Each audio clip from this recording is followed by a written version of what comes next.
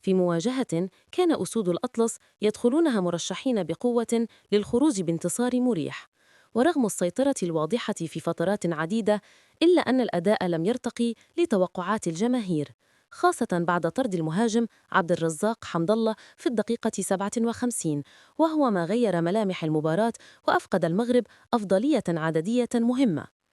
الإعلام المصري بدوره سلط الضوء على النتيجة بشكل لافت، معتبرا أن المنتخب المغربي فرط في فوز كان في المتناول.